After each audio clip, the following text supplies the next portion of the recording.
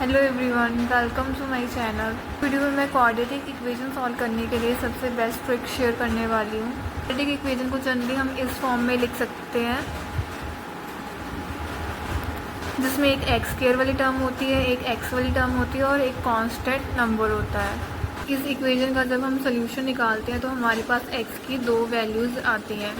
X की values निकालने के लिए सबसे फर्स्ट स्टेप है कि जो एक्स स्क्वायर का कोफिशिएंट है और जो ये कांस्टेंट नंबर है, इन दोनों के प्रोडक्ट के हम इस तरह से फैक्टर्स बनाएंगे कि उन फैक्टर्स को ऐड सब्ट्रैक्ट करके जो एक्स का कोफिशिएंट है वो नंबर बने। फॉर एग्जांपल हमारे पास इक्वेशन है x square minus 7x plus 10 equals to 0।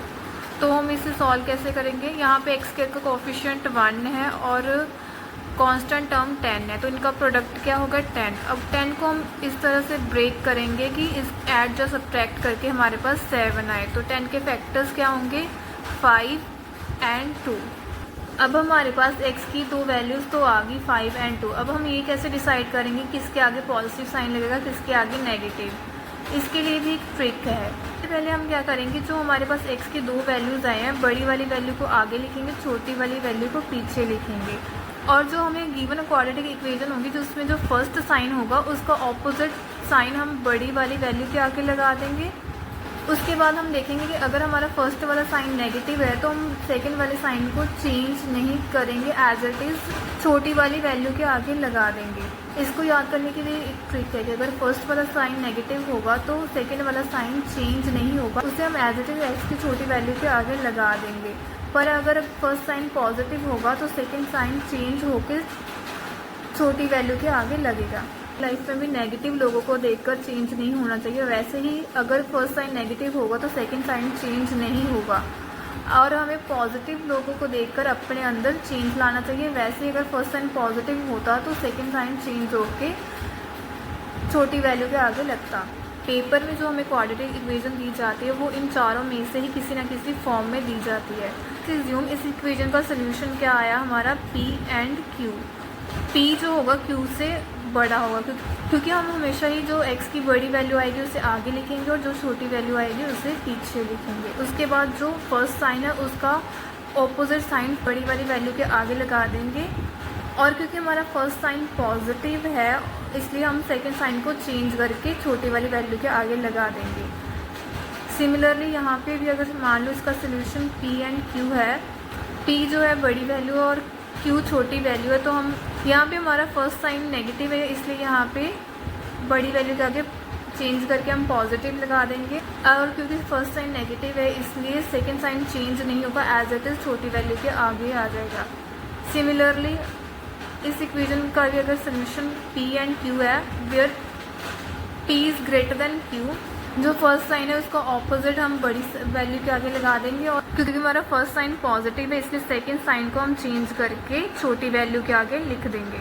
Similarly अगर इस इक्वेशन का भी सोल्यूशन मान ले P and Q, where P is greater than Q, तो जो P के आगे साइन आएगा वो फर्स्ट वाले साइन का ऑपोजिट आएगा। अब क्योंकि ये फर्स्ट साइन नेगेटिव है तो इसलिए सेकंड साइन चेंज नहीं होगा, एज इट इज़ छोटी वैल्यू के आगे आ जाएगा। तो इस तरह से हम किसी भी क्वाड्रेटिक इक्वेशन का सोल्यूशन निकाल सकते हैं विद साइन, वो भी बिना किसी कंफ्यूजन के।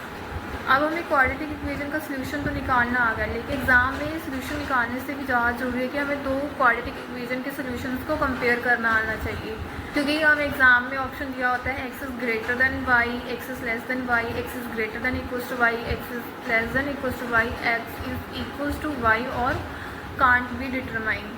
तो उसके लिए बहुत ज़रूरी है कि हमें दो क्वाड्रेटिक इक्वेशंस को कंपैरिजन करना है। मान लो कि अगर हमें इन दो क्वाड्रेटिक इक्वेशंस के सोल्यूशन को कंपेयर करना है तो सबसे पहले हम क्या करेंगे, तो जो हमारी फर्स्ट इक्वेशन है इसमें हमारी कांस्टेंट टर्म क्या है 91, तो हम यहाँ पे क्या लिख लेंगे 91 को हम इस तरह से दो फैक्टर्स में ब्रेक करेंगे कि उन्हें ऐड या सब्ट्रैक्ट करके हमारा 20 आए। तो इस तरह के दो फैक्टर्स क्या है, एक है 13, एक है 7, क्योंकि 13 7 91 और 13 प्लस 7 20 होता है। अब हमने इसके फैक्टर्स तो निकाल लिए और बड़े वाले फैक्टर को हमेशा आगे लिखना है और छोटे वाले को पीछे। अब नेक्स्ट स्टेप में हम क्या करेंगे, इन दोनों फैक्टर्स के आगे साइन लगाएंगे। 13 के आगे कौन सा साइन आएगा, जो हमारी क्वाड्रेटिक इक्वेशन में फर्स्ट साइन है उसका ऑपोजिट, यानी कि माइनस साइन।